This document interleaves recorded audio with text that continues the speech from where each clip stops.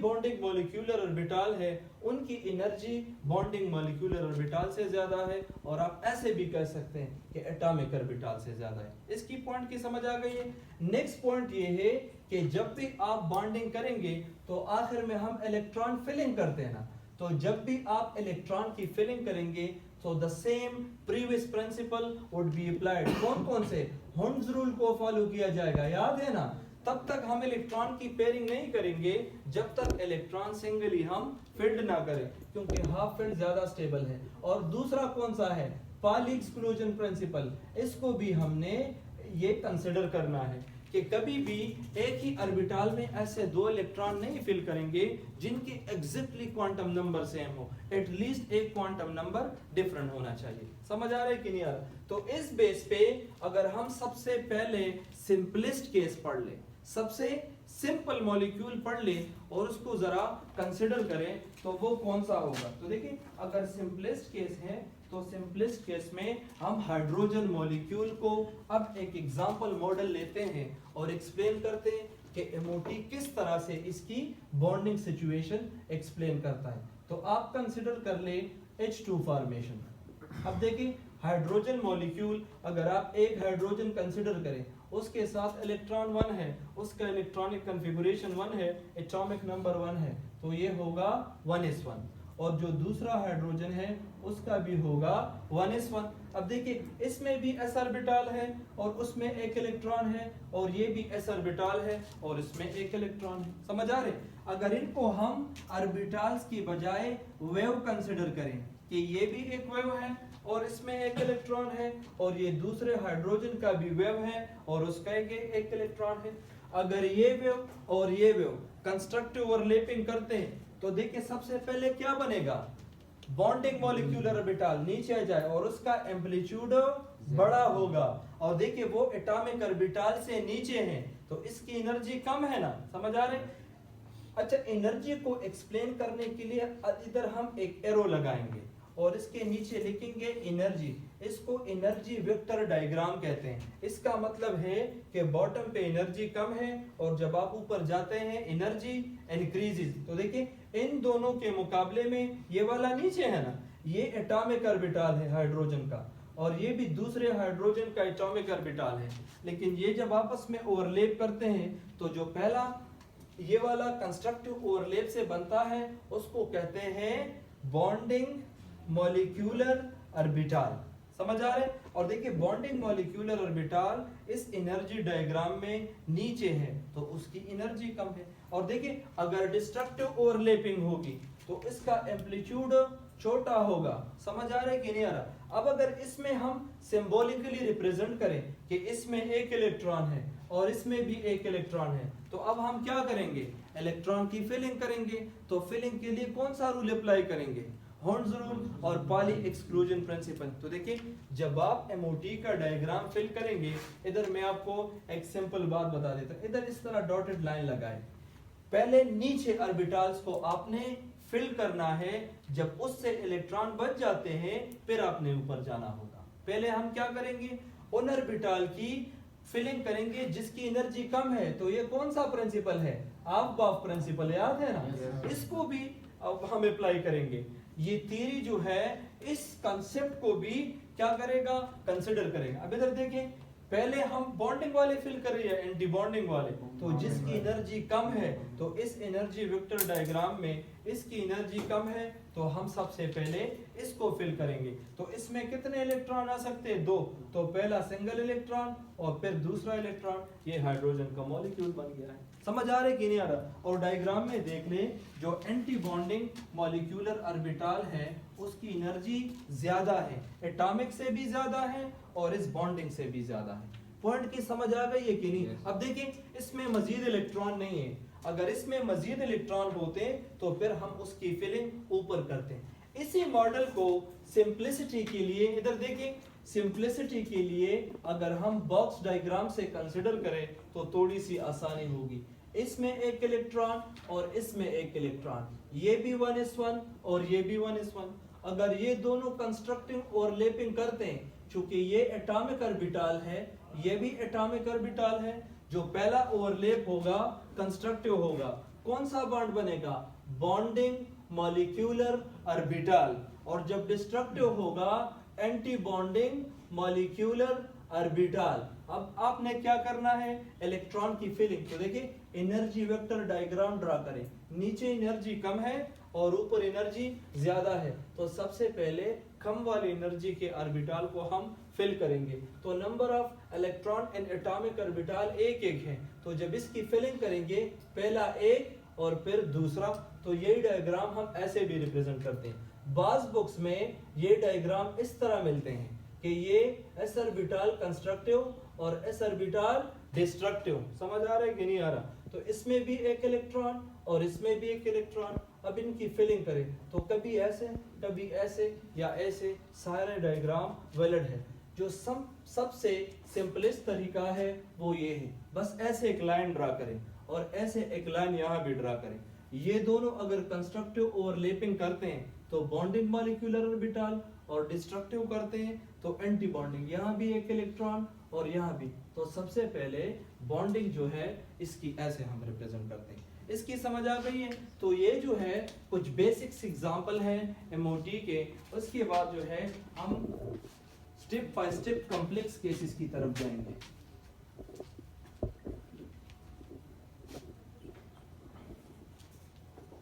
अच्छा, एमओटी की एक पोस्टुलेट ये है कि एमओटी आपको ये भी प्रेडिक्ट करता है कि आपके फलाने कंपाउंड का बॉन्ड ऑर्डर क्या है। अब देखिए, तो एक पॉइंट जो हमने यहाँ मिस किया है वो है बॉन्ड ऑर्डर। ये बॉन्ड ऑर्डर के बारे में बताता है। किसके बारे में? Bond order. बॉन्ड ऑर्डर कहते हैं नंबर ऑफ बॉन्ड्स को, कि एक मॉलिक्यूल में कितने बॉन्ड बने हैं या एक एटम कितने बॉन्ड बना सकते हैं। तो बॉन्ड ऑर्डर का फॉर्मूला ये है, इधर देखिए, number of electrons in bonding molecular orbital minus number of electrons in anti bonding molecular orbital और डिवाइड बाय 2। अब देखिए हाइड्रोजन का वो मॉडल जरा ऊपर देख ले, शाबाश राइटिंग ना करें। Number of electron in bonding वाला, ये नीचे बॉन्डिंग वाला है ना, उसमें नंबर ऑफ इलेक्ट्रॉन्स की तादाद क्या है? 2। तो इधर लगाए कि bond order of hydrogen is equal to number of electron in bonding molecular orbital 2 और minus number of electron in anti bonding molecular orbital 0। तो आप लगाए 0 और इसको 2 पे डिवाइड करें तो bond order is equal to 2 minus 0 से 0 और 2 डिवाइड बाय 2 से 1। मतलब ये है कि हाइड्रोजन और हाइड्रोजन के बीच में एक ही बॉन्ड बनता है और वो है सिग्मा बॉन्ड। समझ आ रहा है कि नहीं आ रहा? तो इससे हम किसी भी मॉलिक्यूल के उसको भी प्रेडिक्ट कर सकते हैं कि ये बॉन्ड बना सकता है, यानी ये मिटाओ। अच्छा इधर देखिए, शाबाश, इधर देखिए, नेक्स्ट एग्जांपल अगर हम पढ़ लें वो है formation of helium. Formation of helium He2। अब देखिए आपके पास जो VBT है वो हीलियम का बॉन्डिंग सिचुएशन एक्सप्लेन नहीं कर सकता कि हीलियम क्यों बॉन्ड नहीं बनाते। समझ आ रहा है कि नहीं आ रहा? लेकिन MOT ये प्रेडिक्ट कर सकता है कि हीलियम का मॉलिक्यूल बनेगा या नहीं। इधर देखिए शाबाश सारे, हीलियम का एटॉमिक नंबर है 2, इसका इलेक्ट्रॉनिक कॉन्फ़िगरेशन है 1:2। दूसरा जो हीलियम है उसका भी इलेक्ट्रॉनिक कॉन्फ़िगरेशन है 1:2। तो अगर सिंपलिसिटी के लिए इनको हम लाइन से रिप्रेजेंट करें तो कोई भी प्रॉब्लम नहीं। इधर देखिए शाबाश, ये एनर्जी वेक्टर डायग्राम है। इसका जो s ऑर्बिटल है एटॉमिक, उसमें 2 इलेक्ट्रॉन है और दूसरे हीलियम का जो एटॉमिक ऑर्बिटल है उसमें भी 2 इलेक्ट्रॉन है। समझ आ रहा है कि नहीं आ रहा? अब देखिए अगर हम इनकी बॉन्डिंग करेंगे तो देखिए ये भी एटॉमिक ऑर्बिटल और ये भी एटॉमिक ऑर्बिटल। अगर ये कंस्ट्रक्टिव ओवरलैपिंग करते हैं तो bonding molecular orbital, bonding molecular orbital, और अगर डिस्ट्रक्टिव ओवरलैपिंग करते हैं तो एंटी बॉन्डिंग मॉलिक्यूलर ऑर्बिटल। अब हम क्या करेंगे? इलेक्ट्रॉन की फिलिंग करेंगे। तो पहले नीचे वाले फिल करेंगे और उसके बाद जिनकी एनर्जी हाई है उनको फिल करेंगे। टोटल नंबर ऑफ इलेक्ट्रॉन की तादाद कितनी है? 4। तो देखिए पहला 1 2, अब अगर इससे बच जाते हैं ना तो ऊपर फिल करें 3 और 4। अब देखिए ये मॉलिक्यूल इसकी प्रेडिक्शन हम ऐसे नहीं लगा सकते हैं। थ्योरेटिकली तो ये डायग्राम से बन रहा है, लेकिन प्रैक्टिकली इसका अंदाजा हमें इसके बॉन्ड ऑर्डर से होगा। तो bond order is equal to number of electrons in bonding molecular orbital minus number of electron in anti bonding molecular orbital और डिवाइड बाय 0/2 तो 0, मतलब हीलियम का मॉलिक्यूल नहीं बनता। समझ आ रहे? बॉन्ड ऑर्डर आपको प्रेडिक्ट करके दे रहा है कि इस मॉलिक्यूल की एग्जिस्टेंस जो है वो पॉसिबल नहीं है। एक बात और याद रख ले, हाइड्रोजन के केस में अगर आप देख लें, ये बॉन्डिंग मॉलिक्यूलर ऑर्बिटल है मगर सिग्मा बॉन्ड बनाता है, तो कभी कभार इसके साथ हम लगा लेते हैं सिग्मा बॉन्डिंग मॉलिक्यूलर ऑर्बिटल, और यही ऑर्बिटल ऊपर अगर एंटी बॉन्डिंग में हो तो हम कहते हैं sigma star anti bonding molecular orbital. Star का मतलब है इसकी एनर्जी ज्यादा है। समझ आ रहे कि नहीं आ रहा? तो इस तरीके से पार्टिकुलर मॉलिक्यूल्स की हम क्या कर सकते हैं, उसकी बॉन्डिंग सिचुएशन को एक्सप्लेन करते हैं। ये वाला मिटाओ। अच्छा, नेक्स्ट अगर हम आगे जाएं और मॉलिक्यूल्स की एग्जिस्टेंस जो है उसको एक्सप्लेन करें तो हमें खुद समझ आ जाएगा कि इसमें कौन कौन सी पॉसिबिलिटीज जो है वो गिवन है। अब देखिए, अगर फ्लोरीन मॉलिक्यूल है, example number 3, formation of F2, इधर देखिए शाबाश सारे तवज्जो दें। फ्लोरीन जो है उसका एटॉमिक नंबर है 9, तो उसका कॉन्फ़िगरेशन है 1:2 जी, 2:2 और इसके अलावा 2p5। दूसरा फ्लोरीन है, उसकी भी यही कॉन्फ़िगरेशन है। अब इधर देखिए, मैंने आपको एक पॉइंट बताया था, ओनली हाफ फिल्ड। देखिए, लो लेवल पे, एकेडमिक लेवल पे हम कहते हैं कि एमओटी में सिर्फ वो ऑर्बिटल ओवरलैप करते हैं जो हाफ फिल्ड हो, जो क्या हो, हाफ फिल्ड हो। लेकिन हायर लेवल पे इसके बाद जब एग्जांपल्स करेंगे उसमें हम पढ़ेंगे कि सारे के सारे ओवरलैप करते हैं। लेकिन जनरली आप लोगों के लिए, आसानी के लिए, हम ओवरलैपिंग सारों की करते हैं, लेकिन बॉन्डिंग सिर्फ वो बनाएगा जो हाफ फिल्ड हो। किस तरह से? अब देखें, ये फ्लोरीन मॉलिक्यूल है, इसका अगर हम एनर्जी डायग्राम ड्रा करें, समझ आ रहे? तो इसका एनर्जी डायग्राम ऐसे होगा। सबसे पहला कौन सा ऑर्बिटल है इसमें? 1s है, तो इधर ड्रा करें और इसके सामने लिखे 1s। इसमें कितने इलेक्ट्रॉन्स हैं? 2। इसके बाद कौन सा है? 2s, तो वो चूंकि इससे थोड़ा सा ऊपर है तो मैंने लिखा है 2s।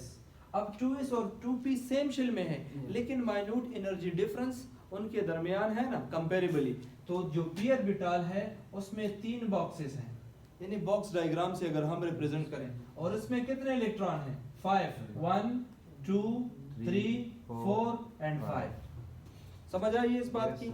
अब देखिए, ये एक फ्लोरीन की कॉन्फ़िगरेशन है, ये उसका पहला s, ये उसका दूसरा s और ये इसका 2p ऑर्बिटल। सेम रिप्रेजेंटेशन हम दूसरे फ्लोरीन के लिए भी करेंगे, क्योंकि दोनों फ्लोरीन का कॉन्फ़िगरेशन सेम है। ये पहला वाला, ये दूसरा वाला और ये सपोज तीसरे वाला। तो ये इसके इलेक्ट्रॉन, ये इसके इलेक्ट्रॉन 1 2 3 4 और 5। तो देखिए, अगर आप सारे ऑर्बिटल्स के लिए बॉन्ड बनाना चाहते हैं तो आप ओवरलैपिंग कर ले, लेकिन बॉन्डिंग वही ऑर्बिटल बनाएगा जो हाफ फिल्ड हो, जो इनकम्प्लीट हो। समझ आ रहे कि नहीं?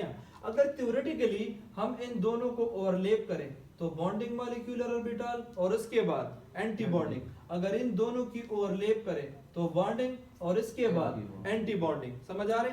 अब ये थोड़ा सा मैं ऊपर लिख लेता हूं ताकि आप लोगों को क्लियर समझ आ सके। अब देखिए, ये आपके पास पहला p, दूसरा p, तीसरा p, और ये इसका भी 1 2 3 4 5, 1 2 3 4 और 5। तो देखें, ये पहला ऑर्बिटल, ये इसका पहला, दोनों इनकम्प्लीट है ना। तो देखें, जो इनकम्प्लीट ऑर्बिटल है वो अगर आपस में कंस्ट्रक्टिव ओवरलैपिंग करते हैं तो बॉन्डिंग मॉलिक्यूलर ऑर्बिटल, और अगर डिस्ट्रक्टिव करते हैं तो एंटी बॉन्डिंग मॉलिक्यूलर ऑर्बिटल।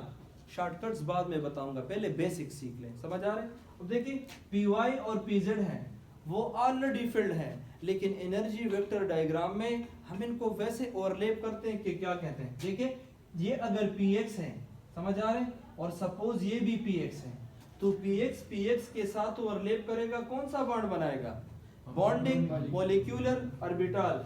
अब सपोज ये py है, तो py के साथ ओवरलैप करेगा, कौन सा ऑर्बिटल बनाएगा, बॉन्डिंग मॉलिक्यूलर ऑर्बिटल। और इसी तरह pz के साथ ओवरलैप करेगा, बॉन्डिंग मॉलिक्यूलर ऑर्बिटल, और इसी तरह दोनों के एंटी बॉन्डिंग मॉलिक्यूलर ऑर्बिटल। ये मैं बाद में बताऊंगा कि इस p को हम नीचे क्यों लिखते हैं और ये py और pz को सेम लेवल पे क्यों लिखते हैं। py और pz इस केस में इनकी एनर्जी सेम होती है, ये डीजेनरेट होते हैं, तो हम यहाँ रिप्रेजेंट करते हैं, और इस px की एनर्जी कम हो जाती है, तो ये हम डाउन रिप्रेजेंट करते हैं। और ऑब्वियस रीजन भी है, क्या रीजन है, देखिए इन तीनों में से अगर ये इलेक्ट्रॉन px में है तो सबसे ज्यादा अनस्टेबल कौन सा है, px है ना, सबसे ज्यादा एनर्जी किसकी है, px की है, तो सबसे वो एनर्जी रिलीज करके सबसे नीचे आएगा। और चूंकि py और pz एनर्जी रिलीज नहीं करता, दे आर ऑलरेडी फील्ड, तो डायग्राम में भी इनको हम सेम लेवल पे रिप्रेजेंट करते हैं। अब समझ आइए, एक पॉइंट और भी है, लास्ट में बताऊंगा। अब इधर देखें, अब इलेक्ट्रॉन की फिलिंग करते हैं, क्या करते हैं, इलेक्ट्रॉन की फिलिंग। देखिए इधर टोटल नंबर ऑफ इलेक्ट्रॉन्स कितने हैं, 4, तो 1 2, अब आपने ऊपर फिल करने हैं 3 4। अब इसकी बारी है 1 2 और 3 और 4। अब इलेक्ट्रॉन काउंट करें, 1 2 3 4 5 और 5 और 5 10 इलेक्ट्रॉन है, तो हमने इस डायग्राम में 10 इलेक्ट्रॉन्स को पुट अप करना है। तो इधर देखिए 1 इलेक्ट्रॉन और इसके बाद सेकंड इलेक्ट्रॉन, पहले बॉन्डिंग की फिलिंग करते हैं ना, और इसके बाद हाँ क्या करें, शाबाश, 1 इलेक्ट्रॉन, चूंकि ये डीजेनरेट है, दोनों की लेवल सेम है, तो लिहाजा ऐसे पेड़ पैर न लगाए, हुंड्स रूल को फॉलो करें। जब डीजेनरेट ऑर्बिटल हो तो हम पहले इनको सिंगल फिलिंग करेंगे, समझ आ रहे हैं। 1 2 3 4 5 और 6, अब ये दोनों सेम लेवल पे हैं, हाँ 7 और ये वाला 8 और ये वाला 9 और ये वाला 10। समझ आ गई है कि नहीं। तो मकसद ये है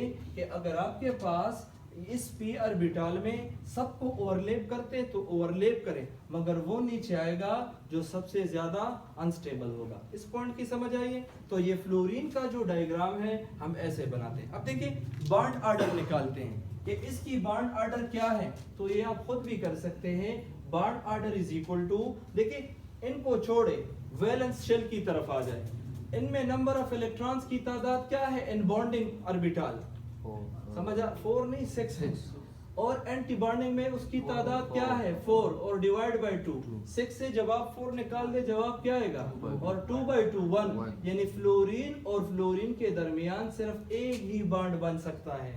थ्योरेटिकली भी हम कह सकते हैं और मॉडल भी प्रैक्टिकली बता रहे हैं कि ये दोनों बॉन्डिंग में हिस्सा ओवरलैप तो करते हैं लेकिन बॉन्डिंग में हिस्सा नहीं लेते। और वो बीटी कहता था कि सिर्फ वैलेंस ऑर्बिटल और उनमें से वो ऑर्बिटल जो हाफ फिल्ड हो सिर्फ वो मिक्स करते हैं, और एमओटी कहता है नहीं सारे ओवरलैप करते हैं लेकिन बॉन्डिंग सिर्फ वो करते हैं जो इनकम्प्लीट हो, जो हाफ फिल्ड हो। इसकी समझ आई है कि नहीं। तो देखिए अगर आप ओवरऑल ये मॉलिक्यूल देख ले तो इन मॉलिक्यूल से हम एक और इंफॉर्मेशन भी लेते हैं, इसका नेचर। अब आप ये बताइए, अगर आपके पास फ्लोरीन मॉलिक्यूल है, समझ आ रहे हैं, और इस फ्लोरीन मॉलिक्यूल को आप क्या करें, इस फ्लोरीन मॉलिक्यूल को आप मैग्नेट से गुजार दें तो क्या ये मॉलिक्यूल मैग्नेट की तरफ अट्रैक्ट होगा, इसका अंदाजा आपको यहाँ या यहाँ के इलेक्ट्रॉन से लगेगा।